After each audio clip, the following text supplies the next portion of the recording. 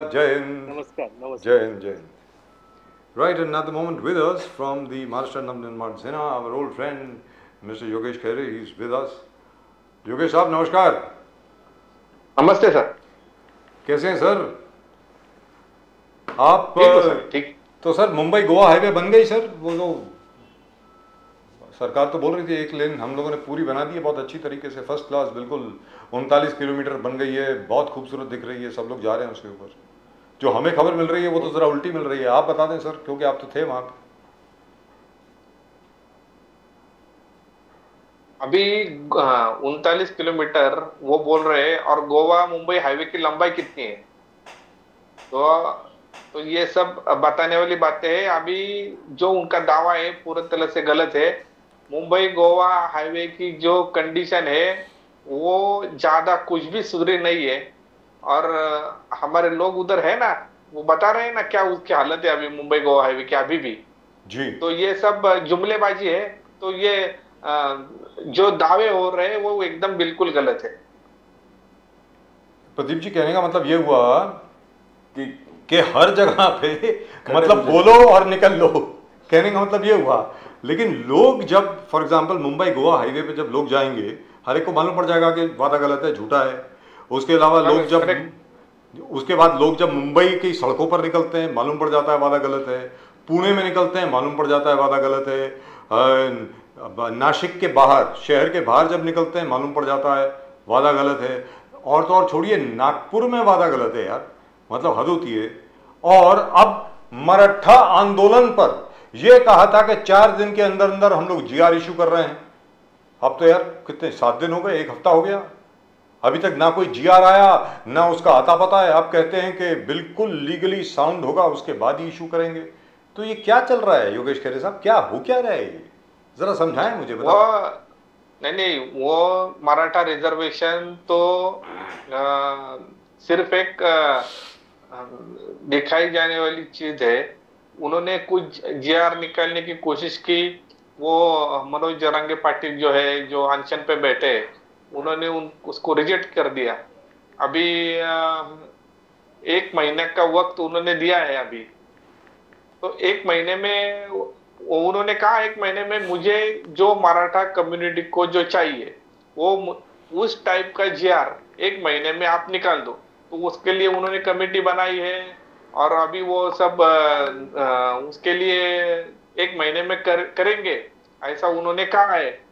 लेकिन ये जो मराठा रिजर्वेशन की जो बात है, ये किस तरह से देंगे और वो जो जीआर में लाएंगे, वो जीआर के माध्यम से जो लाएंगे, वो अगर कोर्ट में चला गया है तो वो कोर्ट में टिकेगा, ऐसा उनको बनाना चाहिए. लेकिन सिर्फ ये अनशन तोड़ने के लिए कुछ जीआर निकालेंगे, और वो अगर कोर्ट में चला गया तो कोर्ट में वो टिकने वाला है क्या नहीं, ये भी बात देखने वाली रहेंगी. क्योंकि अभी तक का जो हिस्ट्री है मराठा रिजर्वेशन की, तो हर बार जब मराठा कम्युनिटी आंदोलन करती है इस पर, मराठा समाज आक्रामक हो जाता है इस पर, तो कुछ कमेटी बिठाए जाएंगी, कुछ आयोग बनाया जाएगा, उसके हिसाब से कुछ जीआर निकाला जाएगा, वो कोर्ट में चला जाएगा, और वो कोर्ट उसको रिजेक्ट कर देगी. आज तक ऐसा ही होता आ रहा है. और ये इस बार भी अगर वैसा ही होगा तो मराठा समाज, मराठा कम्युनिटी फिर से और ज्यादा आक्रामक होने की संभावना है, और ये स्टेट गवर्नमेंट ने ध्यान में लेना चाहिए. लेकिन अभी अभी स्पेशल सेशन होने वाला है पार्लियामेंट का 18 तारीख से, 18, 19, 20, 21, 22 को, या 19, 20, 21, 22 को. तो अब बीजेपी की सरकार है दिल्ली में, महाराष्ट्र में भी बीजेपी की सरकार है, तो वहां पर एक संशोधन ला सकते हैं, मतलब पार्लियामेंट में, संविधान में. आपको लगता नहीं है इनको ऐसा करना चाहिए? ऐसा क्यों नहीं कर रहे? करेक्ट.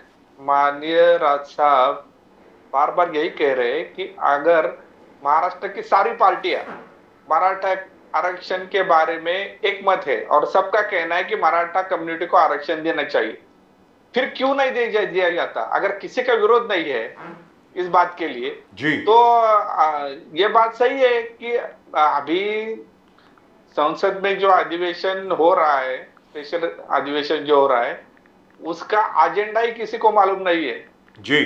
और बाद में जाके वो अभी ये महाराष्ट्र के जो लीडर है बीजेपी के, इन्होंने बोलना चाहिए सेंटर में इसके लिए संसद के माध्यम से मराठा रिजर्वेशन देने के लिए क्या किया जाएगा, क्या किया जा सकता है, और वो जो हो रहा है वो जो करने का वो संसद में हो सकता है ना, अगर वो उधर हो सकता है तो इनकी जब वो जिम्मेदारी है, सिर्फ हम मराठा रिजर्वेशन देंगे, हम मराठा रिजर्वेशन देंगे, ऐसा करके तो होने वाला नहीं है। अगर उनके पास पावर है, स्टेट में पावर है, सेंटर में पावर है, और सारी पार्टियां उसको समर्थन करने के लिए तैयार है, तो बात किस बात पे आड़ी है, ये तो उन्होंने बताया चाहिए मराठा समाज को। और यहां पर मैं अपने दर्शकों को बताना चाहूंगा कि सबसे पहले राज ठाकरे साहब ने जाकर के यहां पर बिल्कुल सच बोला। जो मराठा जो लाठी चार्ज के बाद जालना गए और वहां पे आंदोलनकारियों को एड्रेस करते हुए राज ठाकरे जी ने कहा कि भाई देखिए, आप पॉलिटिशियंस के झांसे में मत आइए, जब तक के संवैधानिक संशोधन नहीं आएगा तब तक आरक्षण नहीं मिल सकता। ये और किसी भी पॉलिटिशियन में मुझे नहीं लगता इतना साहस है लोगों के सामने सच बोलने का। ये सिर्फ राज ठाकरे ही कर सकते हैं। योगेश खैरे साहब। करेक्ट, राज ठाकरे साहब तो बहुत दिनों से ये बात रख रहे हैं कि ये रिजर्वेशन जो जाने की बात की जा रही है, यही होता है जब मराठा समाज, मराठा कम्युनिटी कुछ आंदोलन निकालती है, करती है, तो ऐसी कुछ जुमलेबाजी हो जाती है, थोड़ा सा कुछ किया जाने का दिखावा किया जाता है और वो हो नहीं सकता। अभी जो मराठा रिजर्वेशन की सिचुएशन है महाराष्ट्र में, तो अभी जो आंदोलन मराठवाड़ा में शुरू हुआ है, वो मनोज जरांगे पाटिल जी जो है वो अनशन पे बैठे, वो बाद में वो लाठीचार्ज हुआ, उसके बारे में बहुत महाराष्ट्र में उसकी बहुत तेज प्रतिक्रिया आई और फिर बाद में बहुत जगह पे आंदोलन शुरू हुआ। अभी आप देखेंगे तो मराठा रिजर्वेशन की बात जो है वो जरांगे पाटिल जो कर रहे हैं, वो कुणबी सर्टिफिकेट की मांग कर रहे हैं। जो मराठा समाज जो पूरा है मराठवाड़ा में, उनका कहना है कि वो निजाम के काल से मराठा कम्युनिटी को उधर रिजर्वेशन मिलता था, तो उसी आधार पर मराठा कम्युनिटी को कुणबी सर्टिफिकेट उधर दिया जाए, एक पार्ट है। और दूसरा जो पार्ट है जो अभी सुप्रीम कोर्ट में जो पेंडिंग है, तो सुप्रीम कोर्ट में जो रिजेक्ट किया गया था मराठा रिजर्वेशन, वो 50% की जो मर्यादा है उसका उल्लंघन हुआ था, उसकी वजह से वो रिजेक्ट किया गया था। तो अभी ये दो बातें हैं।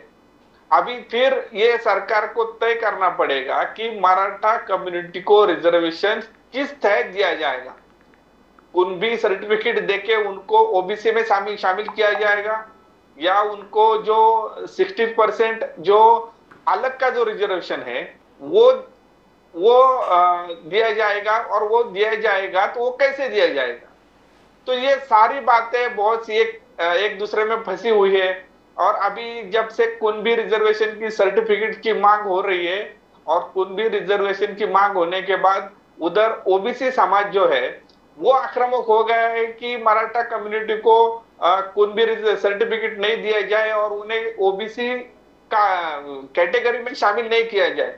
तो ये अभी मराठा कम्युनिटी और ओबीसी कम्युनिटी में संघर्ष शुरू होने की बात हो रही है। हो जाएगा ऐसा सब उधर जो फ्लिपर्स आ रहे हैं उसकी दिख रहा है। तो इसका समाधान जो ओबीसी कम्युनिटी है और मराठा कम्युनिटी दोनों में ऐसी बातें न हो, और मराठा कम्युनिटी को कैसे किस तरह से रिजर्वेशन दिया जाएगा, ये सरकार को तय करना पड़ेगा और उनको बताना पड़ेगा। ओबीसी समाज को भी बताना पड़ेगा और मराठा समाज को भी बताना पड़ेगा, उनकी जिम्मेदारी है। प्रदीप जी।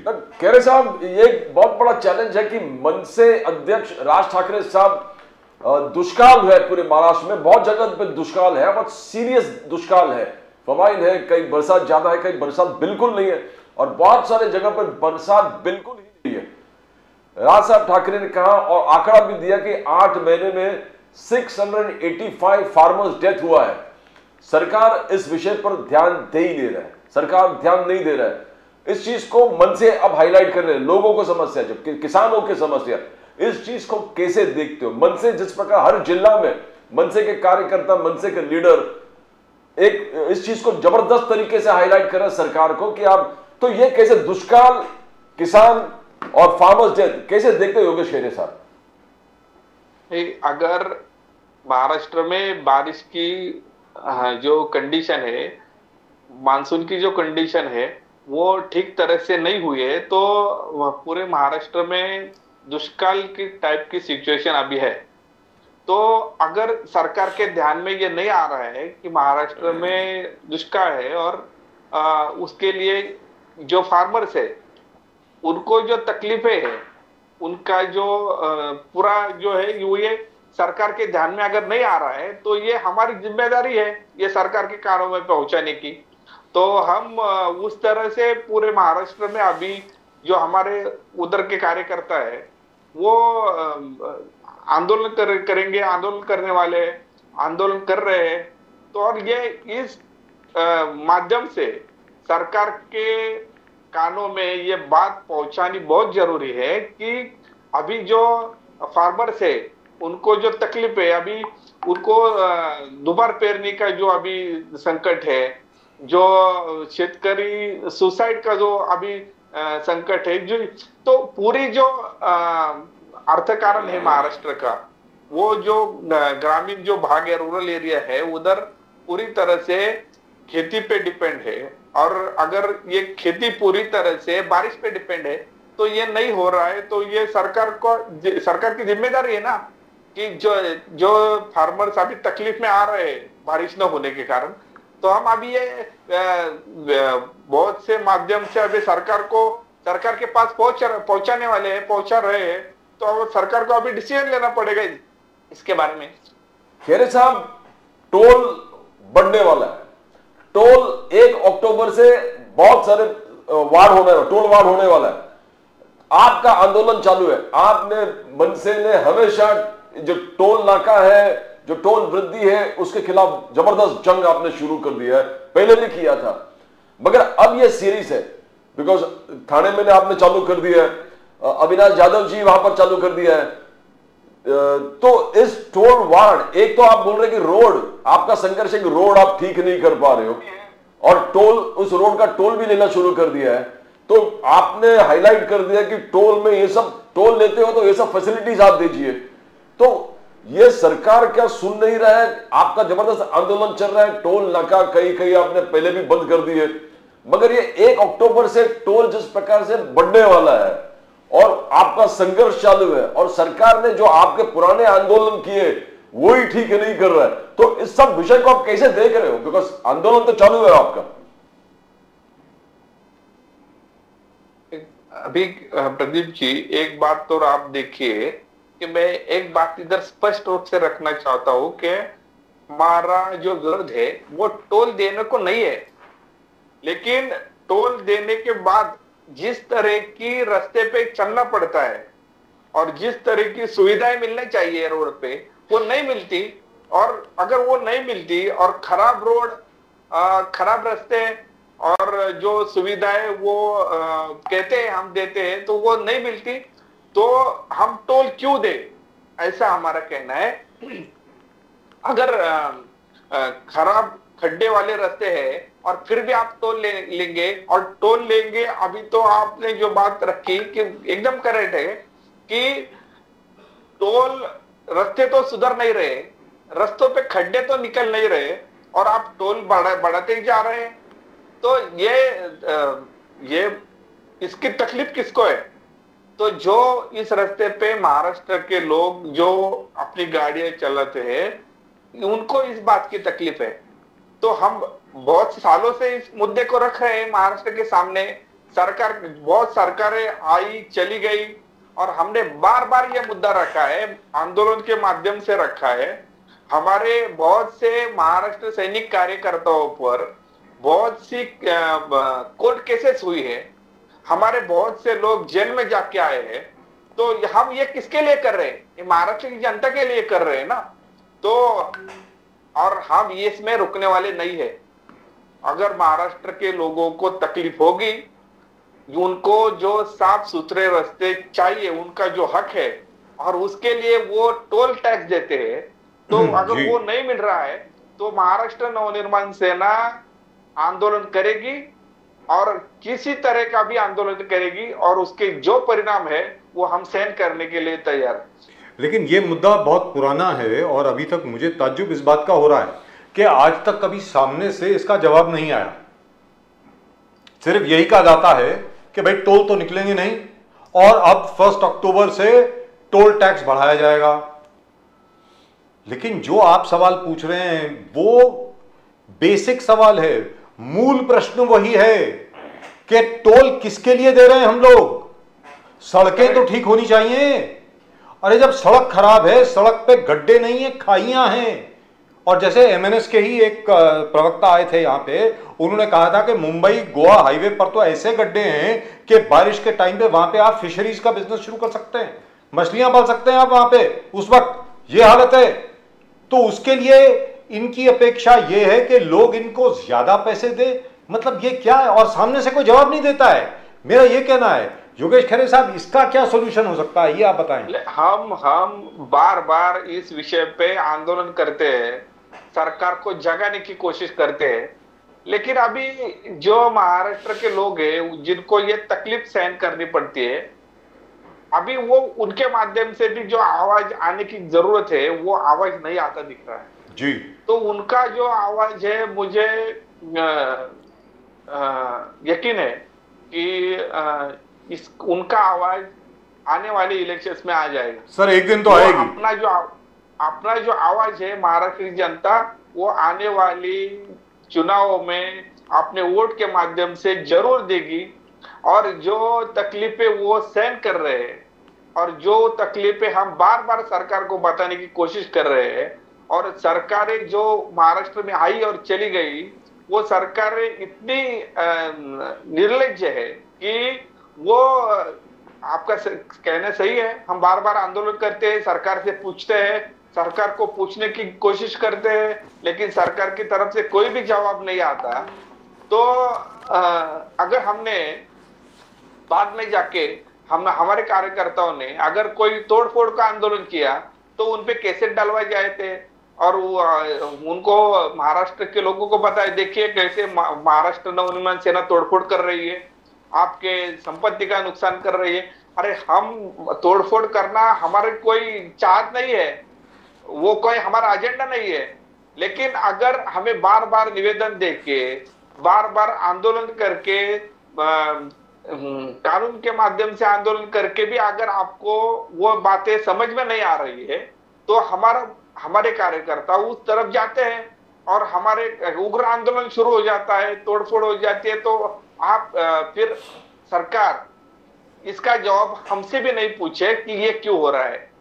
लेकिन योगेश खरे साहब, जो सरकार बोलती है कि भाई देखिए पब्लिक प्रॉपर्टी का नुकसान हुआ, लेकिन सरकार को इस बात का भी तो जवाब देना चाहिए कि 2,500 लोग जो मर गए हैं सिर्फ मुंबई गोवा हाईवे पे, मुंबई गोवा हाईवे पे जो भयानक एक्सीडेंट हुए हैं बिकॉज ऑफ बैड रोड्स, उसकी जवाबदेही तो सरकार के पास है ना।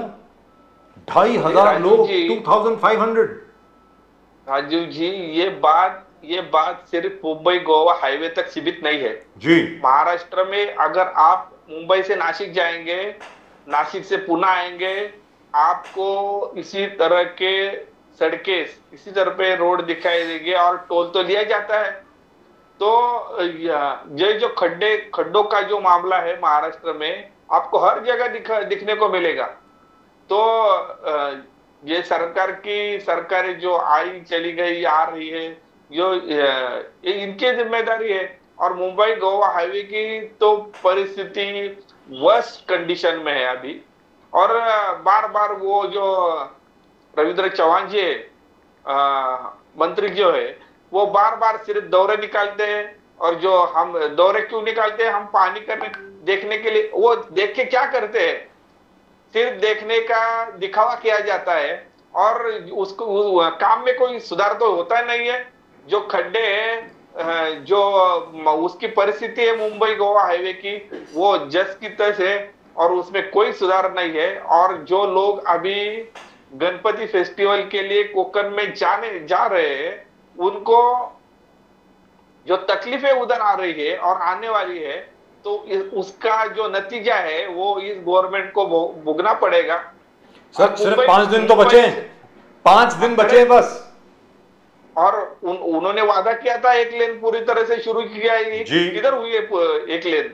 दुरुस्त बात। तो वो होना ही नहीं था। ये सिर्फ मैंने कहा ये सिर्फ जुमलेबाजी है। और जिस तरह से कॉन्ट्रैक्टर से काम करके लेने की जो क्षमता सरकार की होनी चाहिए, वो सरकार में है ही नहीं। खेरे साहब, एक बहुत बड़ा मुद्दा जो राज साहब ठाकरे ने वापस उठाया है कि पीने के पानी जो है उसका जो किल्लत है पूरे महाराष्ट्र में। और देवेंद्र फडणवीस जी कह रहे हैं कि मराठवाड़ा में हर घर घर जल का स्कीम, सक्सेसफुल स्कीम, फडणवीस जी का कहना है। फडणवीस जी का कहना है कि आगे जाके 5000 गांवों में जल युक्त शिविर फडणवीस साहब जी ने बजट किया है लोगों के लिए, पीने के पानी और अलग अलग। राज साहब ठाकरे का कहना, और मोदी जी का स्कीम है हर घर नल से जल, हर घर नल से जल। ये सब घोषणाएं होने के बावजूद भी राज साहब ठाकरे ने यह हाईलाइट कर दिया है कि पूरे महाराष्ट्र में इंडिपेंडेंस से 75 इयर्स हो गया, पीने के पानी की समस्या एक बहुत बड़ा समस्या है। लोग अफेक्टेड है, लोग ग्रसित है और सरकार कुछ नहीं कर रहा है। तो यहां पर एक तरफ है कि फडणवीस साहब कर रहे हैं हमारे ये स्कीम बहुत सक्सेसफुल है, मोदी साहब कह रहा है कि स्कीम बहुत सक्सेसफुल है, हर घर नल से जल। राज साहब ठाकरे हाईलाइट कर रहा है कि लोगों को अभी भी पीने का पानी नहीं मिल रहा है घर में। How do you see that? कैसे देखते हो योगेश खैरे साहब? अभी क्या है, ये जो गवर्नमेंट है ना, सेंट्रल और स्टेट, ये बड़े बड़े नाम देके कुछ योजनाएं लाने की लेकिन सिर्फ दिखावा हो जाता है। और ये हर घर जल, नल से पानी, ये सिर्फ बहुत बड़े नाम देकर योजनाएं लाते हैं। और परिस्थिति ऐसी है कि उस तरह का कोई भी काम महाराष्ट्र में होता हुआ नहीं दिखता है। और जो नल से जल देने की बात की जाती है महाराष्ट्र में ग्रामीण भाग में, तो अगर बारिश ही नहीं हो रही है तो ये जल किधर से देने वाले? तो बारिश के उसके बाद वो जो सिस्टम बनानी चाहिए हर घर जल देने की, वो तो बहुत बड़ा काम है। और वो काम सरकार के माध्यम से जो उनका दावा है किया जा रहा है, वो बिल्कुल झूठा दावा है, ऐसा होता ही नहीं दिख रहा है कुछ। खेरे साहब, एक बहुत बड़ा दूसरा विषय है जो कर्ज से किसान जो आत्महत्या कर रहे हैं, कर्ज बर्दाश्त नहीं हो रहा है और जो बैंक के लोग जाते हैं या प्राइवेट इंस्टीट्यूशन जाके वसूली करने के लिए, तो मनसे ने फिर यह हाईलाइट कर दिया है कि बड़े बड़े जो फ्रॉड किए वो देश से भाग गए, देश के बाहर है, उनको आप कुछ नहीं कर पा रहे हो। क्या सरकार के पास ऐसा कोई स्कीम नहीं है जो गरीब किसान उसके जो कर्ज लिए बैंक से, अलग अलग सरकारी इंस्टीट्यूशन से, क्या उसको वे ऑफ करना या उनको प्रोटेक्ट? बिकॉज अगर कर्ज नहीं भरना और ये बैंक के जो वसूली एजेंट है उनके वजह से आत्महत्या हो रहा है, तो सरकार को उस विषय में सोचना पड़ेगा। यह सोचना पड़ेगा कि हाईलाइट विजय मल्ल्या बाहर है, ललित मोदी बाहर है, चोकसी बाहर है, दूसरे, तो क्या ये मन से इसको और मींस बेहतरीन तरीके से हाईलाइट करके संघर्ष करने का विचार कर रहे हैं? आपने देखा होगा जो महाराष्ट्र की रूरल इकोनॉमी है वो पूरी तरह से फार्मिंग, खेती के ऊपर डिपेंड है। और मराठवाड़ा जैसी जो रीजन है, मराठवाड़ा, विदर्भ, पश्चिम महाराष्ट्र, तो इधर की जो पूरी इकोनॉमी है, रूरल इकोनॉमी, वो खेती पे डिपेंड है। लेकिन आप इसका जो मूल कारण है, जो खेती के माध्यम से अभी मराठवाड़ा में देखिए, मराठवाड़ा राज साहब ने बहुत सालों पहले कहा था कि मराठवाड़ा की जो जमीन है वो बंजर हो रही है। क्यों हो रही है? मराठवाड़ा की जो खेती की टाइप था वो ज्वार और बाकी जो उनकी उधर फसल थी, उधर से निकाल के उधर शुगर केन की खेती शुरू हो गई। क्यों? क्योंकि उधर जो लीडर्स थे उधर के, उन्होंने उनको उधर शुगर फैक्ट्रीज अलाउड कर दी और शुगर फैक्ट्रीज के लिए उधर शुगर केन की खेती शुरू हो गई। और उसका जो इफेक्ट है कि उधर की पूरी जमीन वो बंजर हो गई। और इसका जो परिणाम है, उधर के जो अभी फार्मिंग है उनकी खेती डिवाइड हो गई छोटे छोटे हिस्सों में। और जो उनका जो फार्म खेती के प्रोडक्ट है, वो खेती के प्रोडक्ट तो एमएसपी नहीं है। तो ये जो इसका जो पूरा परिणाम है, उनको वो खेती कर रहे हैं, जो उनका खेती का प्रोडक्ट बाहर आ रहा है, जो थोड़ा थोड़ा प्रोडक्ट जो बारिश के माध्यम से जो पानी थोड़ा मिल रहा है, तो उसके बाद जो प्रोडक्ट निकलता है उसको एमएसपी नहीं मिलता, उसको बाजार में भाव नहीं मिलता। और उसके बाद जो उन्होंने कर्जा निकाला है, वो कर्जा वो चुका नहीं पा रहे। तो और उसका जो परिणाम होता है, अगर वो कर्जा नहीं चुका पा रहे, उनको बाद में कर्जा नहीं उसके वजह से मिलता, और वो अपना पूरा जो परिवार है वो उसका जो पालन पोषण है वो ठीक तरह से नहीं कर पाते, अपने बच्चों को शिक्षा नहीं दे पा रहे, अपने लड़कियों की शादियां नहीं कर पा रहे। और इसका जो सारा परिणाम है उनकी आत्महत्याओं के रूप में बाहर आ रहा है।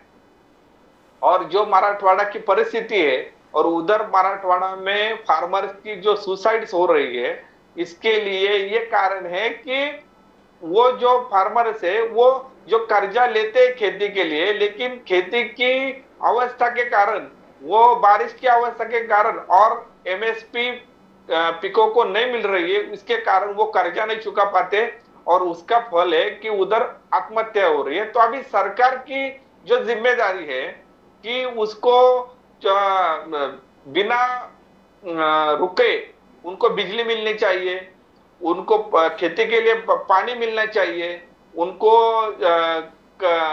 कर्ज मिलना चाहिए, और उनके पिको को मिनिमम सपोर्ट प्राइस मिलनी चाहिए। तो ये बातें जब तक नहीं होती, तब तक मराठवाड़ा के फार्मर की जो सुसाइड है वो रुकने वाली नहीं है। तो इसके जो बुनियादी बातें हैं वो सरकार ने करनी चाहिए। सर, ये 2008 के ब्लूप्रिंट में भी है, एमएनएस का जो 2008 का जो ब्लूप्रिंट है उसमें भी है ये बात जो कही गई है कि किस प्रकार क्रॉप पैटर्न चेंज कर दिया गया है। जी जी, बोलिए। हमारे ब्लूप्रिंट की बहुत सी बातें ये दोनों सरकार में उठाई थी जी।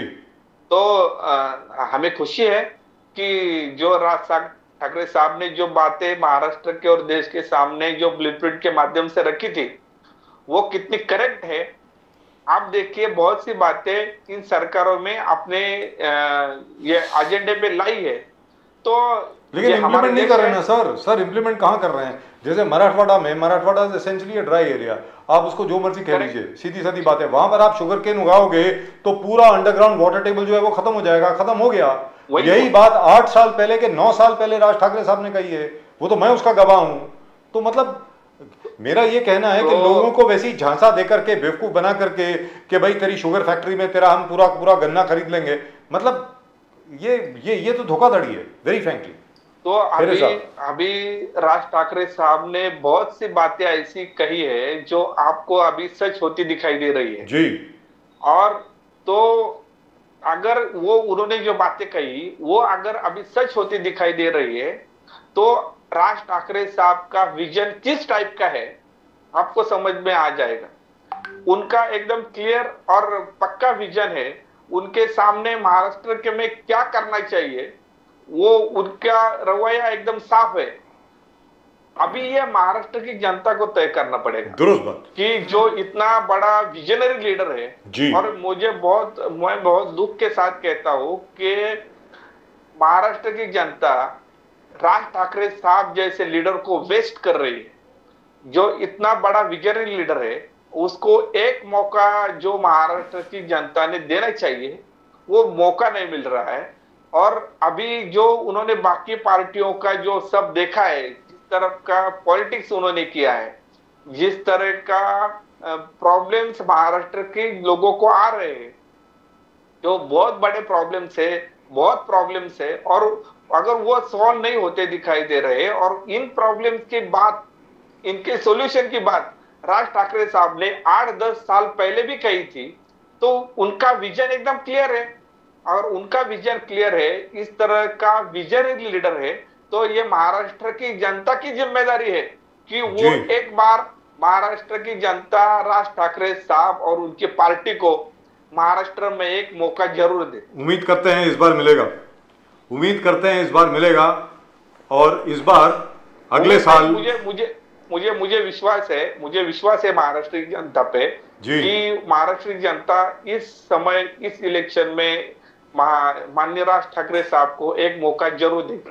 Wonderful, absolutely wonderful, and there will be nobody happier than us. हमसे ज्यादा और खुश कोई नहीं होगा अगर राज ठाकरे साहब और महाराष्ट्र नवनिर्माण सेना को मौका मिलता है राज्य सरकार बनाने का महाराष्ट्र में, और जो अपडेटेड ब्लूप्रिंट जो है उसको इंप्लीमेंट करने का।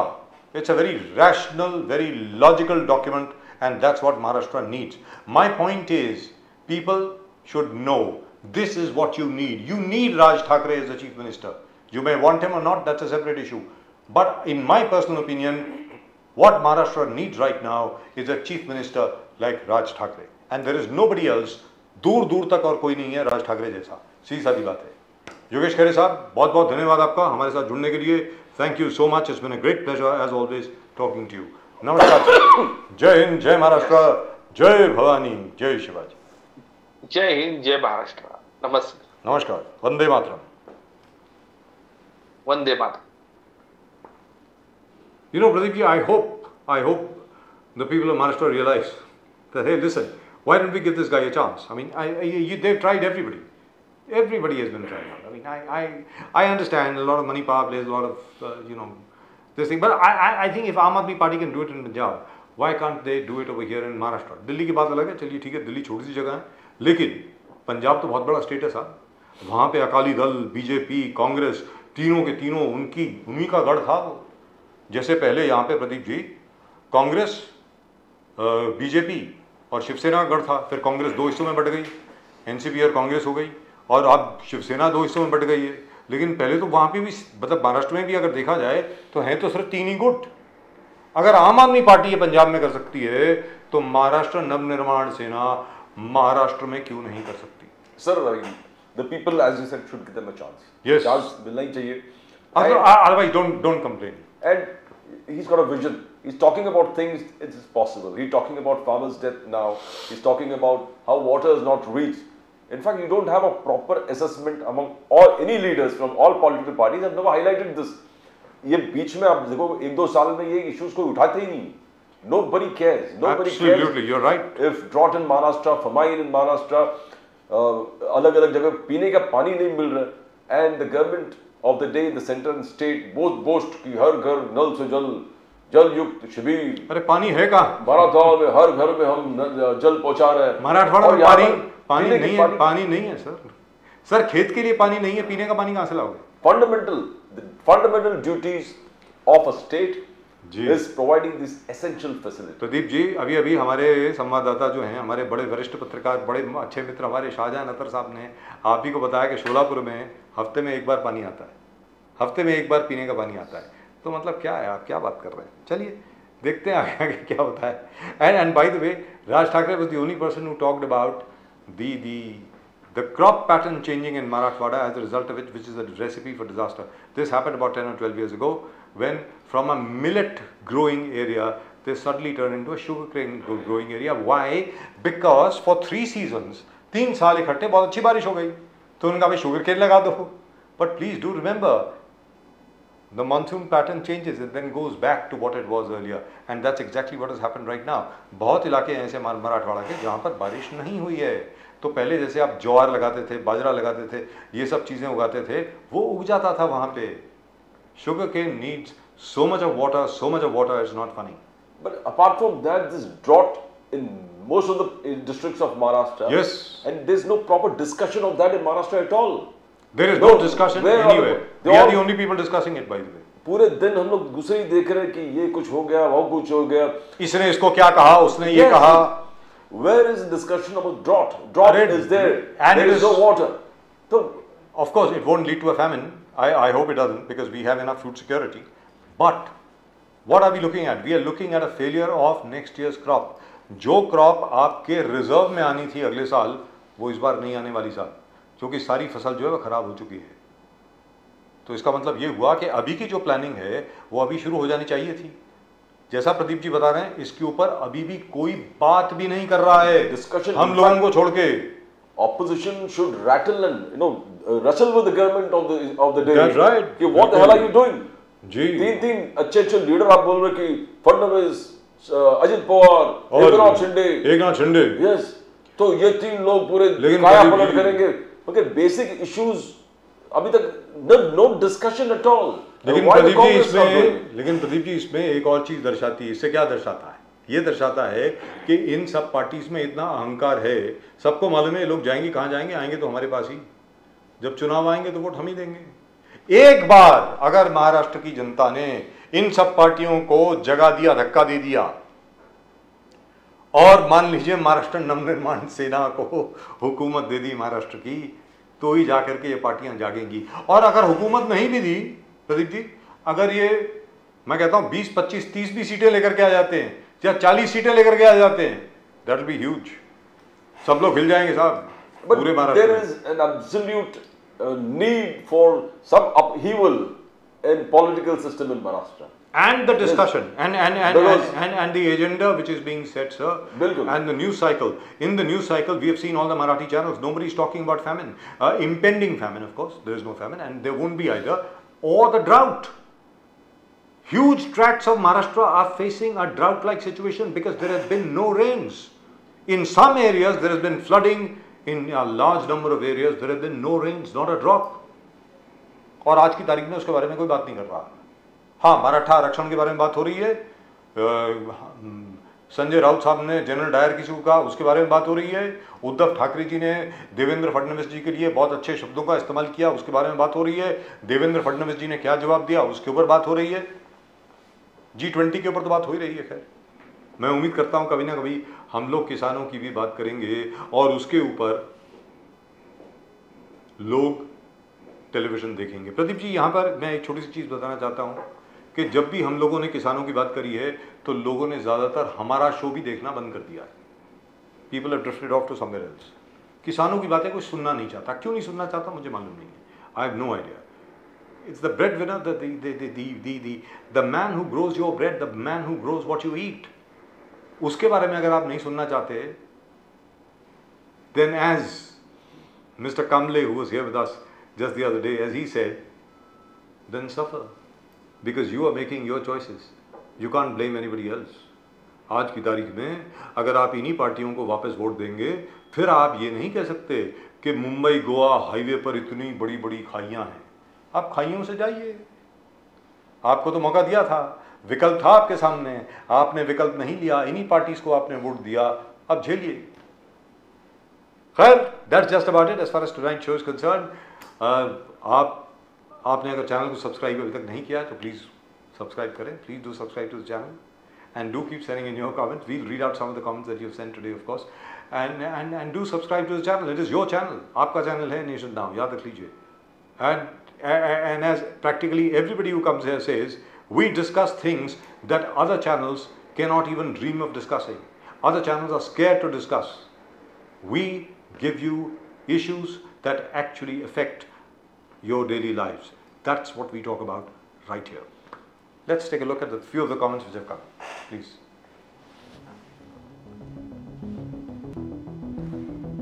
This was, I think, Mr. Mehmood Deshmukh yesterday. Yes, sir. Namaskar, sir. Jai Maharashtra, Mumbai. Savita Tai, social worker, 5652. Wonderful. Jai Maharashtra. Jai Hind, Jai Maharashtra, Jai Mumbai. Who is this about? Dwivedi. झोला pack हो गया है, बस अब चलते बनो फेंकू चाचा. Bomb Jimmy. I think this is about Mr. Modi, if I'm not mistaken. Right? Can we move ahead, please? Karan Johar releases first look of upcoming film Kill, starring Lakshya Lalwani. आप लोगों ने लोगों में India का गलत map लगाया है, which is a crime. तुरंत ठीक करें, else I will report this, please do it ASAP। Sir ये हमारे लिए हिंदुस्तान का गलत मैप का यार बिल्कुल ठीक लग रहा है मेरे को तो। चलिए साहब आप रिपोर्ट कर दें और असली मैप आप भेज दें प्लीज। गलत मतलब असली मैप में क्या पाकिस्तान भी है? नहीं जी।